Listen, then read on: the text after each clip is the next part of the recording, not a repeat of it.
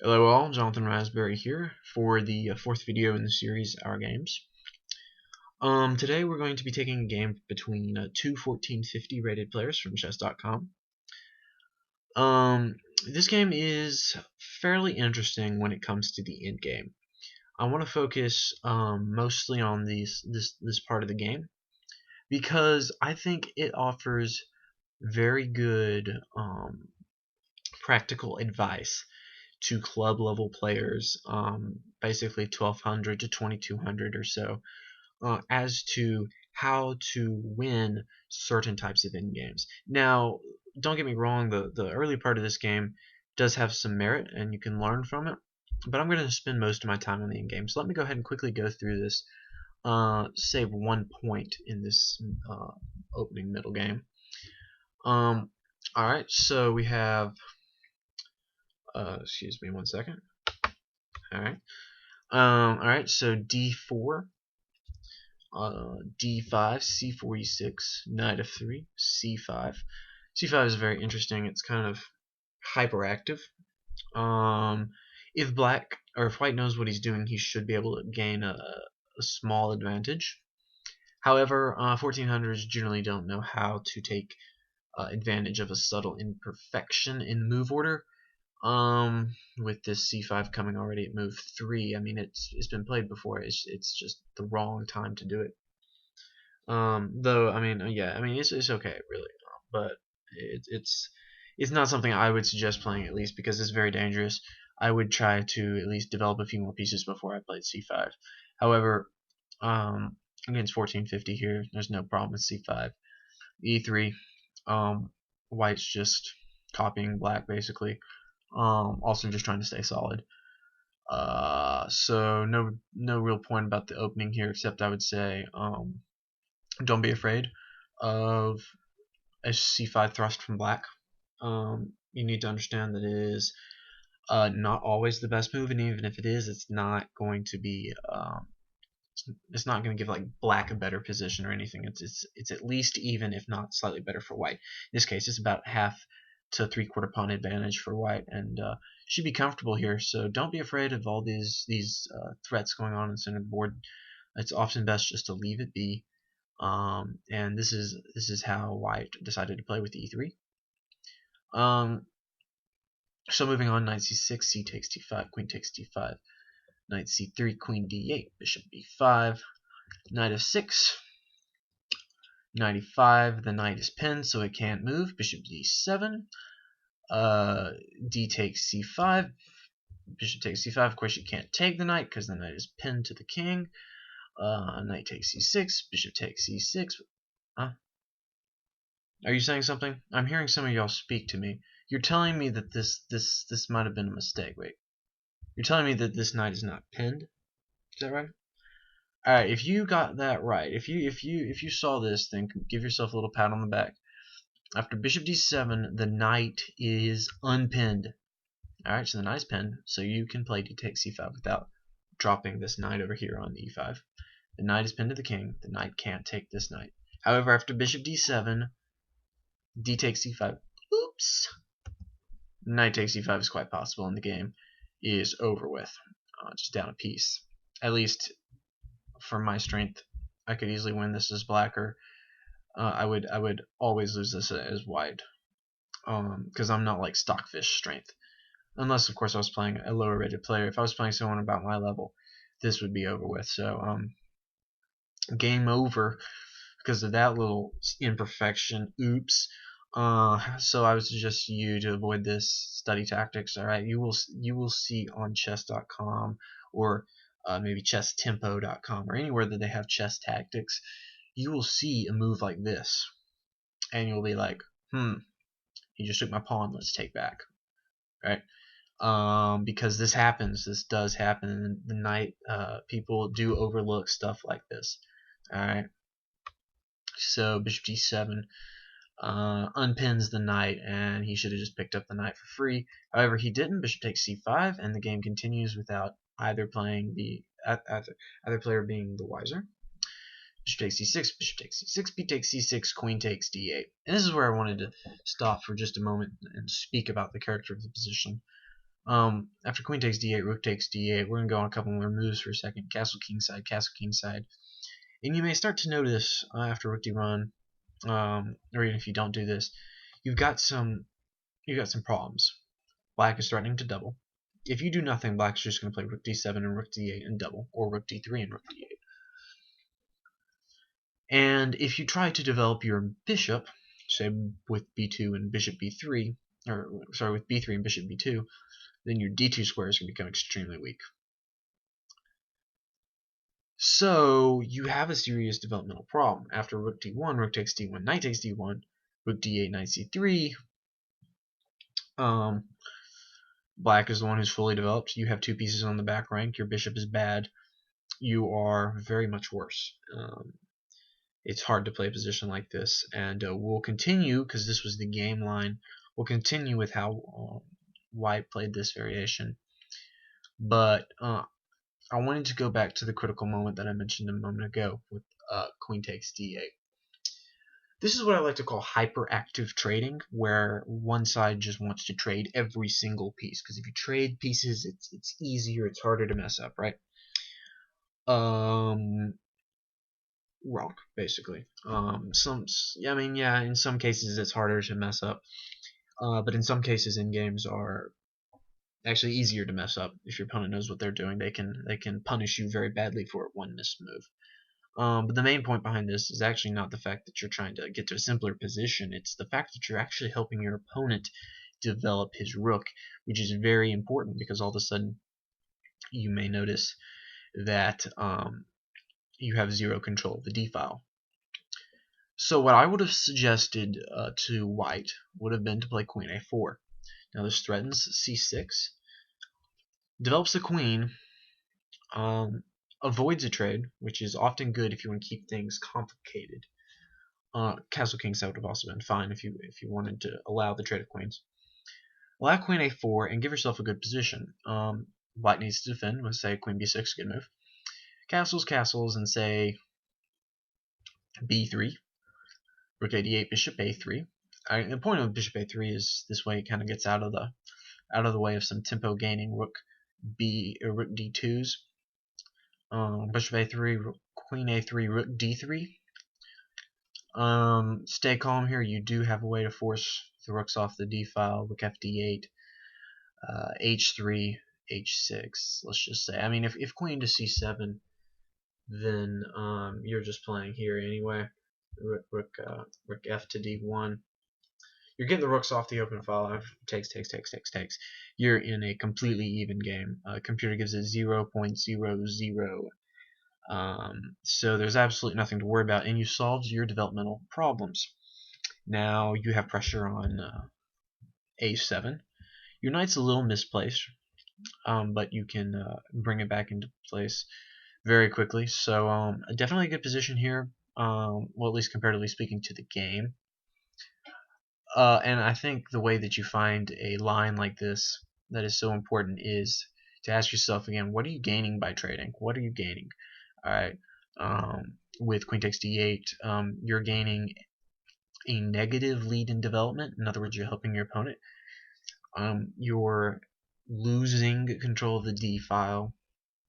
You are not attacking weaknesses. Which means you should just say, all right, based on that and that alone, I mean, there's no tactics involved. I need to avoid the trade. And then you ask yourself, okay, am I wanting to allow the trade to happen on my terms with castles kingside, queen takes d1, rook takes d1, or do I want to avoid the trade altogether? With castles kingside, that's also a perfectly fine line. So just a word about trading. Try not to just trade. It's not going to make your life easier necessarily. In fact, it may make your life more difficult. So watch where you trade. Alright, let's keep going. Queen takes d8 with rook takes d8. As the next move, castles, rook d1. Again, there's not much you can do here. Your d2 square is very weak if you play like b3. Rook d1. Rook takes d1, knight takes d1, rook d8, knight c3, bishop b4. Of course, you're threatening to just simply pick up that knight because of the back rank mate problems. g3, bishop takes c3, b takes c3, rook d1, check, king g2, knight e4. threatening to pick up the c3 pawn, rook to b1, threatening mate. h6, rook b8, check, king h7, bishop h3. Alright, knight takes c3, rook b7, knight takes a2, rook takes a7. Alright, so if we just take a look back at the position, looks like black is up a pawn. White has a rook and bishop against a rook and knight, which is traditionally better for white. Generally rooks and bishops work better than rooks and knights. Keep that in mind. This is a little point actually that's very important, that generally speaking, rooks and knights are not as useful as rooks and bishops, because rooks and bishops, they can pinpoint a target from long distances from two different angles and cause some serious problems, while the knight and rook, they're okay together, but the queen and knights actually work a lot better. The queen with the power of the rook and bishop, and then if you add the knight's power, it's a lot better for the queen and knight than say a queen and bishop, which a queen and bishop just duplicates the queen, while a rook and bishop, the bishop does not duplicate the rook whatsoever. In fact, it helps it. It comes from a different angle. All's good there. So you're down a pawn, but you have the rook and bishop versus a rook and knight, and the computer. Now I know computer lines are often very hard to follow for the side that's worse, and I would say white has to be the side that's worse here, just because he's down a pawn. The computer says the game is dead even, 0.00, and black's even second best move is like 0.01, so dead even. However, it's a little difficult for white. He's got to watch his step. Knight c3. He does not watch his step. White played rook takes f7, and then after king g6, he plays rook c7, which is a blunder, to obviously knight b5 and a fork. Going back, when I said knight c3, or when black played knight c3, is actually a very serious error. I'm going to ask you to pause the video, just take a second, look at it. White to move and maybe not win, but be winning. White to move and be winning. Alright, what's the line here? The line is bishop to b2. Alright, so after bishop b2, you're threatening, you're really looking at this g7 point, and this is amplifying the point that I was talking about earlier with long range. You've got a rook eyeing g7, and you've got a bishop eyeing g7. Disaster, basically, for black. If black, by the way, plays rook d3, tries to avoid moving the knight, then just rook a3, and the knight is lost. So after bishop b2, knight d5, most logical. Rook to f7. There is no way to move the pawn because the pawn is pinned. So you have to block. You have to play knight f6. And after bishop takes f6, king g6, rook g7, king f6, you're in a technically winning rook and pawn game. Okay, and this is where we're going to stop for a second and talk a little bit about how to win a position like this. As I said, this is practical advice for the club player in in-game situations. This is not that easy of a position to win. But if you know what you're doing, you can actually make your opponent mess up a lot and make this actually an easy win. What I mean is, if you don't really know what you're doing, then your opponent, his not so good moves aren't going to really be a mistake, since you won't know how to really take advantage of them. You may luck onto it, but most of the times it'll just be a back and forth, slight mistake followed by a slight mistake, and you won't really get anywhere until one side blunders and the other side wins, or the game ends in a draw. But if you know what you're doing and your opponent doesn't, you can actually win the game very, very quickly. I'll show you a quick line how this can work. Take someone of, say, computer strength. I'm using computer as white. Actually, most of these moves as well would be the moves that I would play. And then we'll take from, say, a lower rated player's view as black, and we'll just show you just how easily a position like this can turn bad for black. If black knows what he's doing, he can make white's life a little difficult, but if he doesn't, things are going to go down in a hurry. So if you're trying to win this win this position, the key is activity. In all rook and pawn in games, you need to have your rook active and your king active. But of course, you've got some weak pawns. Your king is going to be needed to guard those pawns. You can't just sacrifice all your pawns to try to get at black's pawns, since that will just end up trading pawns and then going into a drawn rook endgame. So it takes a little bit of treading with care, but after say rook h7, which is important, rook c7 could be played immediately. However, the king would be over here on f6, but if you play, say, rook h7, king g6, rook c7, the king is over here on g6, a little less decentralized, a small little point. Let's say rook c1, got to defend that pawn somehow. Alright, king f3, developing, king f5, alright, that's logical. g4 check, king g5, then let's try king g3. We're threatening h4 or f4.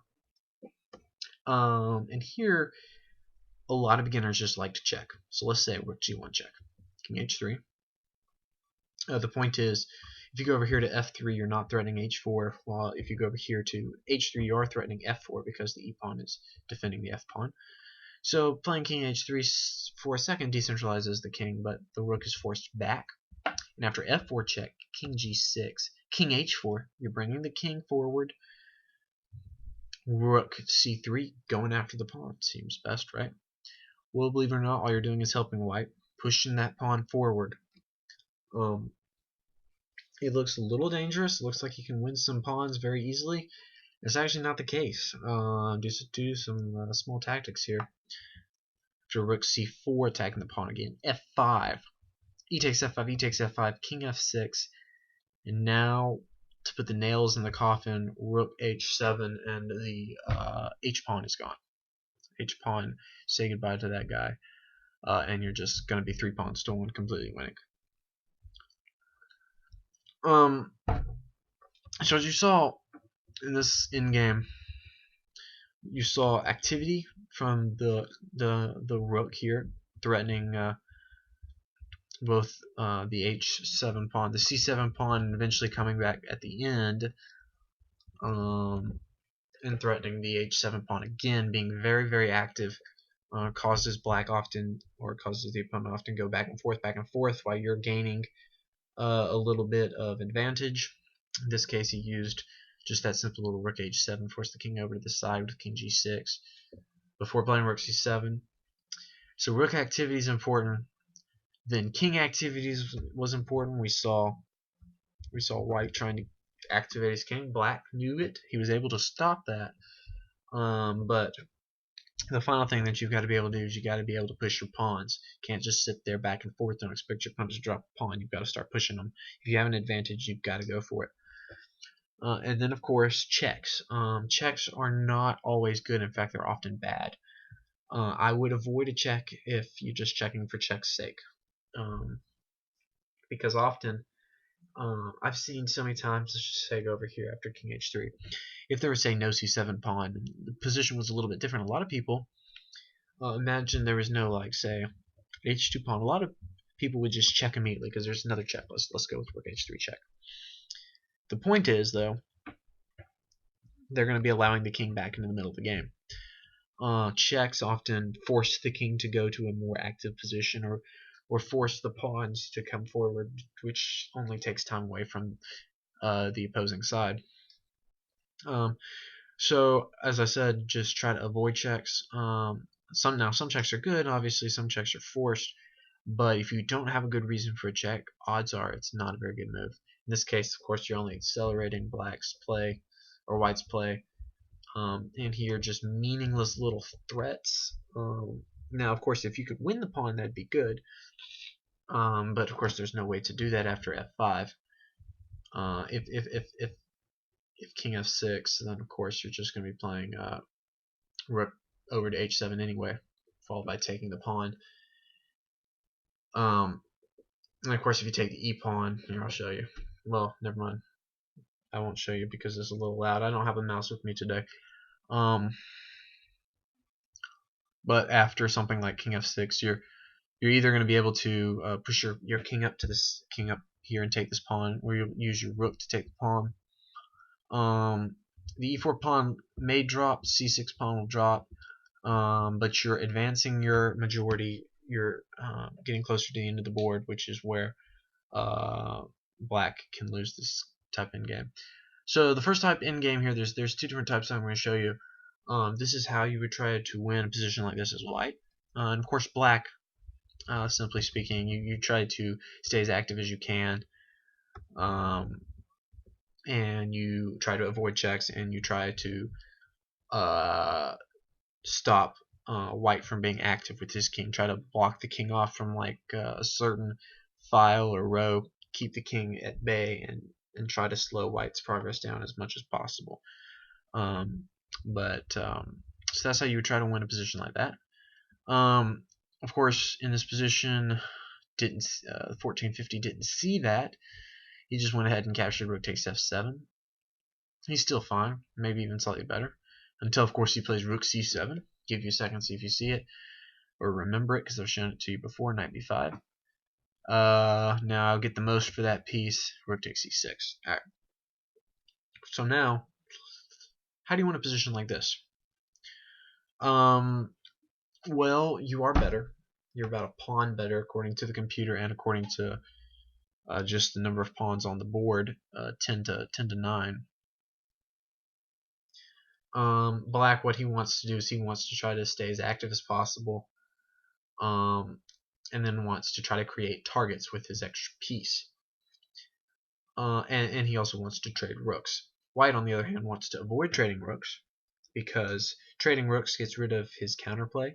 Often if one side has, or if both sides have rooks, then the side who's worse can try some random checks. And of course, if you go back to the other endgame that I was talking to you about, that was an even endgame. When you're worse, oftentimes random checks can be a good thing, forcing the opponent just to go back. In open positions, especially when you can get a lot of checks in and your king is already in position, then just try to check away, force the king to back up, and then go back to where you were. But of course, in an even endgame, checks often will throw away an advantage and give your opponent an advantage.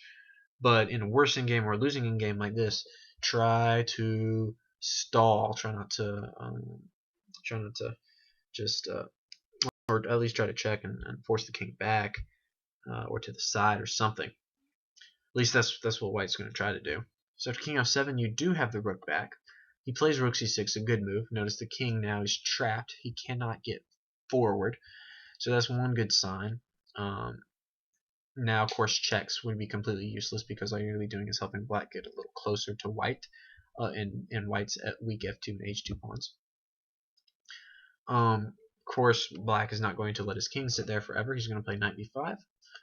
White messed up here. He went rook c4. I would suggest to black to start activating his king with, like, say, king e6. However, he went knight d6, which is a perfectly fine move. And white played rook d4. So as you know, rooks are very good with keeping the position off balance and a little bit harder to win. Trading rooks going into a king pawn game basically ensures that there's zero chance that white's going to win this game. So I would just simply tell you, just don't do it, and you know why. You know why. Just it gets rid of all your potential counterplay, and black is the only guy who can do anything. After he takes d4, of course, knight f5. Also, the d5 pawn is going to be falling very, very quickly, by force, actually.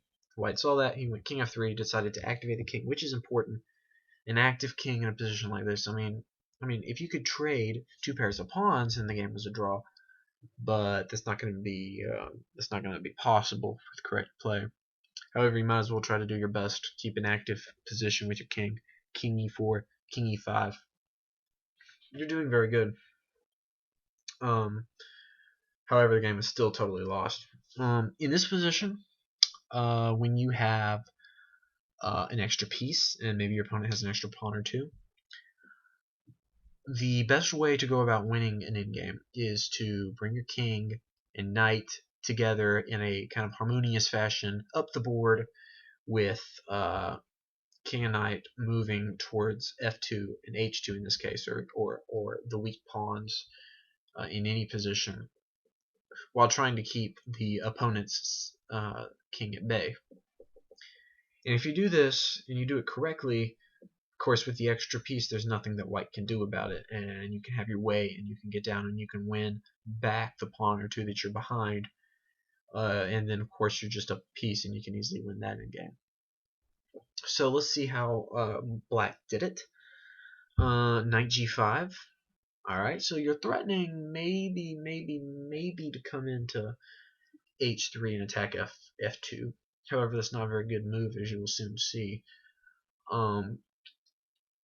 White, on the other hand, played king f4. Not exactly a very good move. As I said, king activity is very important.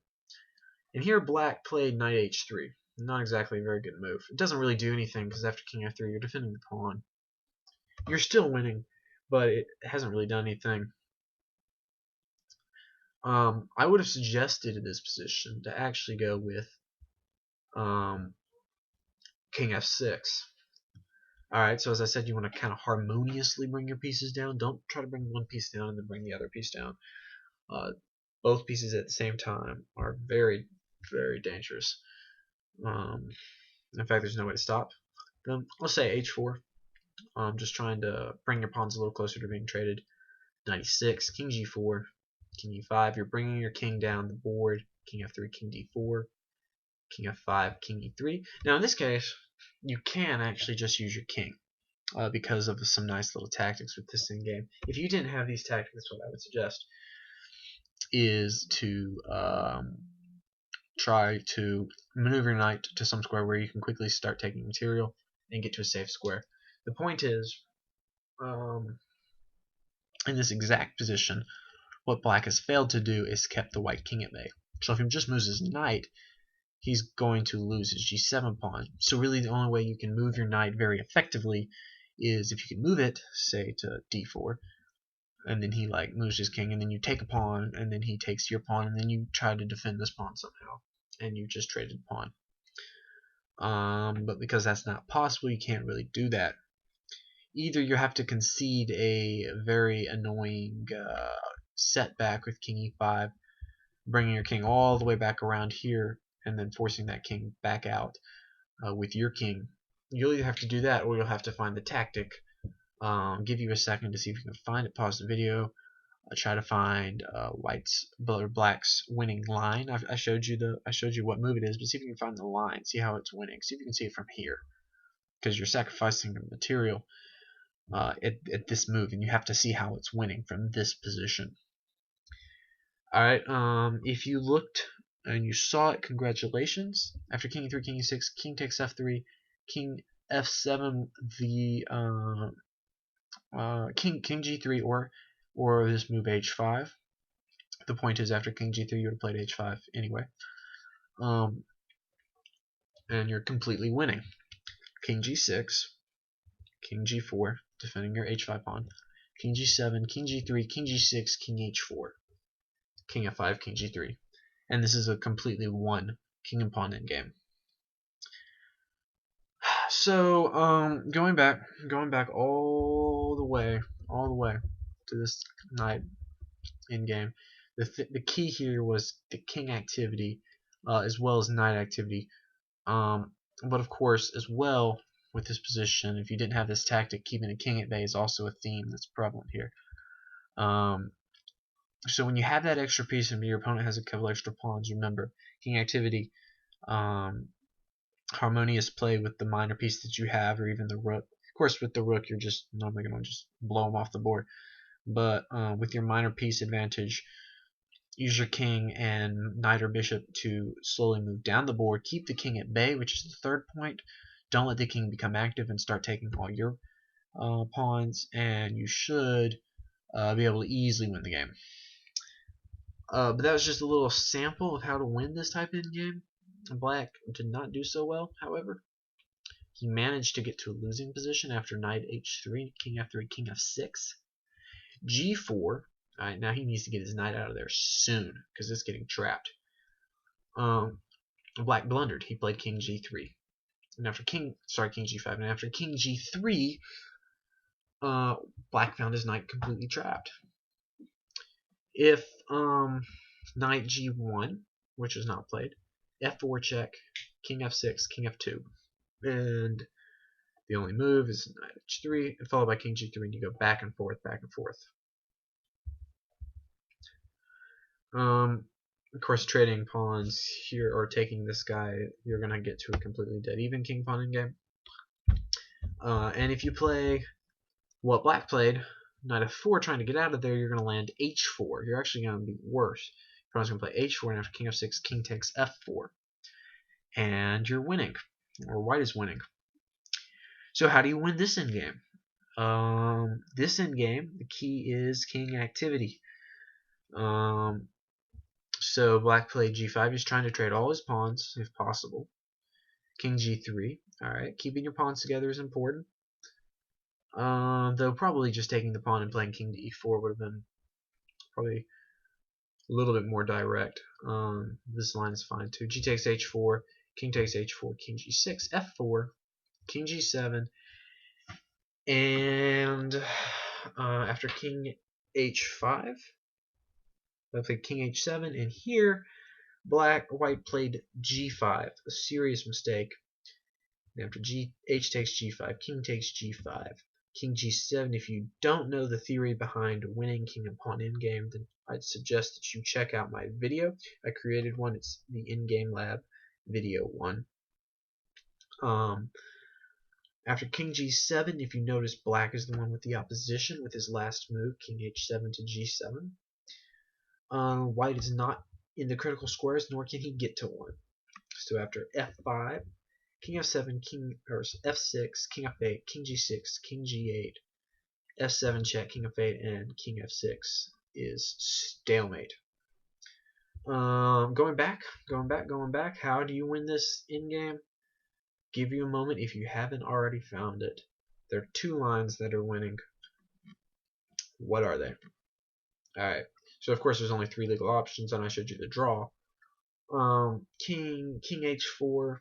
After this king maybe moves over here or something, anywhere really, you'll play f5, followed by your king up. And then when the king comes back to this position, you push your pawn from f5 to f6, force that king off, and then win the pawn. Or the simplest way, in my opinion, is just to go with f5. And after king g7, sack the pawn. And after king f6, king h6, king f7, g5.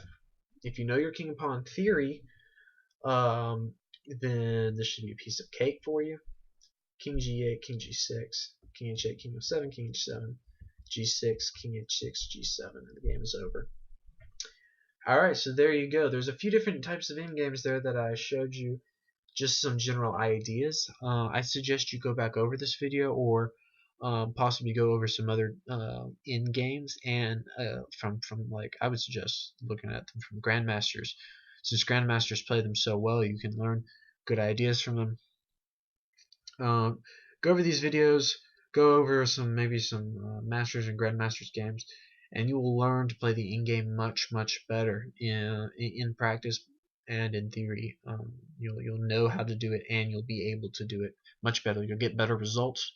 Unlike this poor 1450 who was winning but couldn't win, and then was losing, and then his opponent could have easily won but didn't win, and they end up in a draw, which I guess seems kind of ironically correct, if you want to say.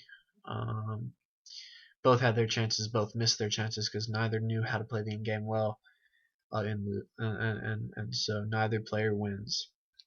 So alright, thank you for watching this video. I hope you enjoyed it. Don't forget to subscribe or like this video. If you find something interesting, comment on it. Let me know what you're thinking. That way I can try to make these videos a little better in the future. But thank you for listening, and have a good day. Goodbye.